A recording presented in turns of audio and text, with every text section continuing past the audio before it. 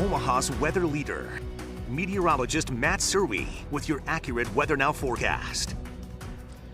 Well, looks all right outside, but looks can typically this time of year be deceiving. I have a pretty cold northwest wind across the metro right now. Front came through. 38 now at the airport, but the winds out of the north and northwest sustained at 20 miles an hour does not make it feel good. 28 is what it feels like outside right now. These are, again, wind gusts out of the north between about 25 and 30 miles an hour. These are going to be with us through most of the afternoon. And even though southwest Iowa, Atlantic, Red Oak, Shenandoah, even Sidney have been spared with the strong north winds, they're on their way. This front will keep pushing across the entire viewing area.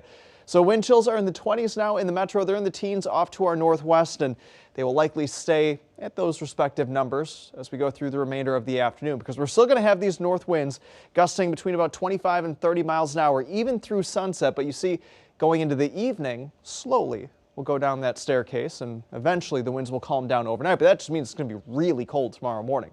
Feels like temperatures this afternoon, as I mentioned, staying in the low 20s for the Omaha metro, mid 20s in southwest Iowa as we get towards sunset. And then after sunset this evening, wind chills will be bouncing into the upper teens and low 20s across pretty much all of the KETV viewing area until those winds calm down. Clouds over us right now from time to time. This white blob that's not moving, that's the snow that fell in northeast Nebraska on the other side of the ice from earlier this past week. On the other side of the country, we still have the spin. Tropical storm Eta about to push offshore and finally get away from the U.S., but just intense rain, a lot of flooding rain, between about 3 and 6 inches of rain across parts of the Carolinas and into the mid-Atlantic. But thankfully, that's heading offshore very quickly now. High pressure builds in tonight. That's how we have the light winds, the clear sky, and the very cold temperatures. We'll be in the upper teens to around 20 tomorrow morning. Really hard freeze. Warm front comes through. South winds quickly return on Friday, and with the sun, temperatures will be back in the upper 40s, still a little bit below average.